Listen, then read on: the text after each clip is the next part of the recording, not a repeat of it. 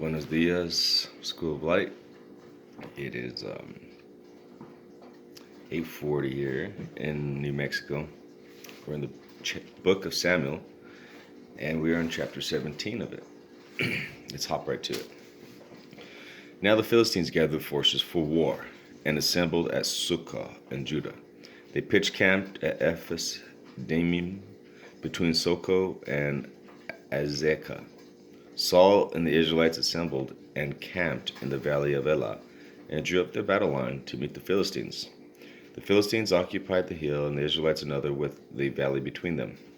A champion named Goliath, who was from Gath, came out of the Philistine camp. He was over 9 foot tall and had a bronze helmet on his head and wore a coat of scale armor of bronze weighing 1,000 shekels, which is about 75 pounds, I think.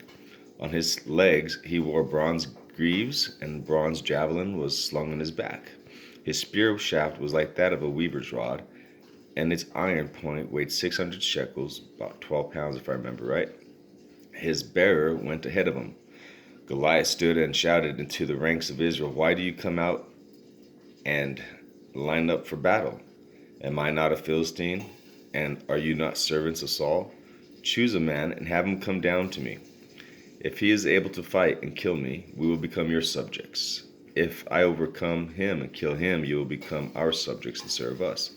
Then the Philistines said, "The day I divide the ranks of Israel, give me a man and let us fight each other." On hearing the Philistine words, Saul and all the Israelites were dismayed and terrified. Now, David was the son of an Ephraite named Jesse, who was from Bethlehem in Judah. Jesse had 8 sons, and in Saul's time he was old and well advanced in years. Jesse's 3 oldest sons had followed Saul to the war. The firstborn was Eliab, the second was Abinadab, and the third Shammah.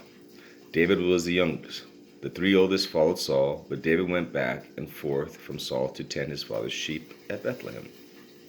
I got something cooking. I'm going to be right back. For 40 days the Philistine came forward every morning and evening and took his stand. Now Jesse said to his son David, "Take this ephah of roasted grain and these 10 loaves of bread for your brothers and hurry to their camp. Take along these 10 cheeses to the commander of their unit. See how your brothers are doing and bring back some assurance from them. They are with Saul and all the men of Israel in the valley of Elah fighting against the Philistines." Early in the morning David left the flock with the shepherd, loaded up, and set out as Jesse had directed. He reached the camp as the army was going out to his battle position, shouting the war cry. Israel and the Philistines were drawing up their lines facing each other. David left things with the keeper of supplies, ran to the battle lines, and greeted his brothers.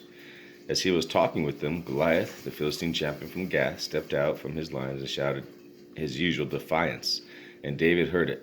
When the Israelites saw the man, they ran from him in great fear.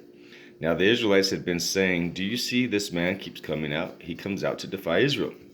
The king will give great wealth to the man who kills him. He will also give him his daughter in marriage and will exempt his father's family from taxes in Israel." David asked the man standing near him, "What will be done for the man who kills this Philistine and removes the disgrace from Israel? Who is this uncircumcised Philistine that he should defy the armies of the living God?" They repeated to him what they had been saying and told him, "This is what will be done for the man who kills him." When Eliab, David's oldest brother, heard him speaking with the men, he burned with anger at him and asked, "Why have you come down here? And with whom did you leave those few sheep in the desert? I know how you conceited you can be, and how wicked your heart is. You came down only to watch the battle."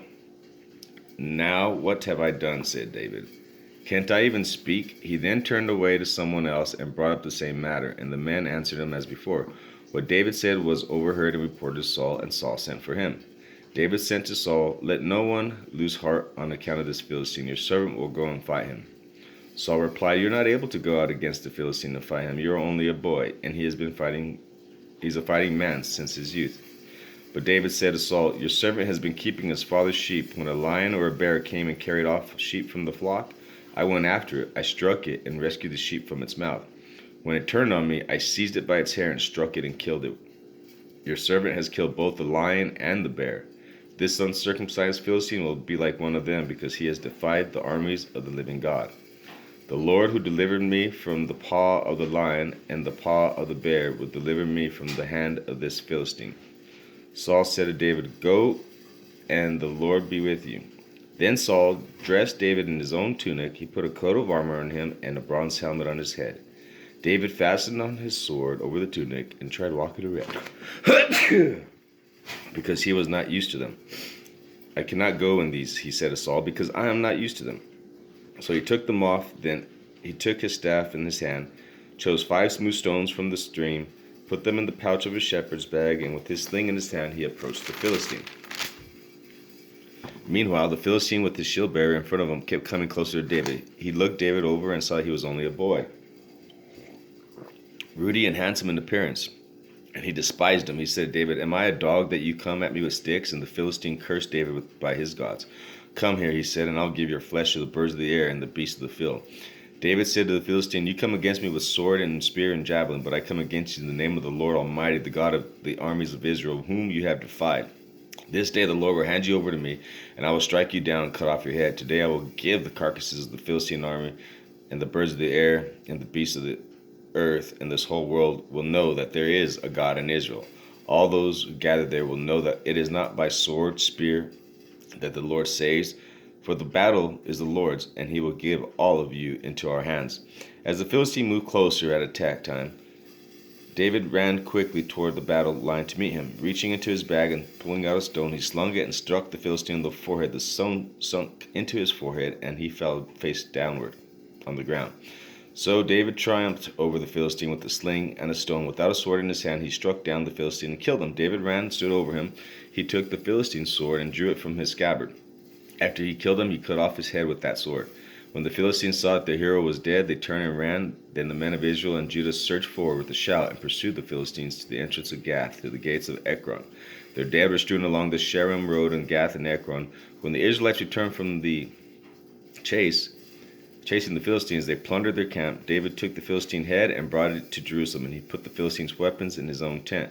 As Saul watched David go to meet the Philistine, he said to Abner, commander of the army, "Abner, whose son is that young man?" Abner replied, "As surely as you live, O king, I do not know." The king said, "Find out whose young man this is." As soon as David returned from killing the Philistine, Abner took him and brought him before Saul, with David still holding the Philistine's head. "Whose son are you, young man?" Saul asked. David said, "I am the son of your servant Jesse of Bethlehem."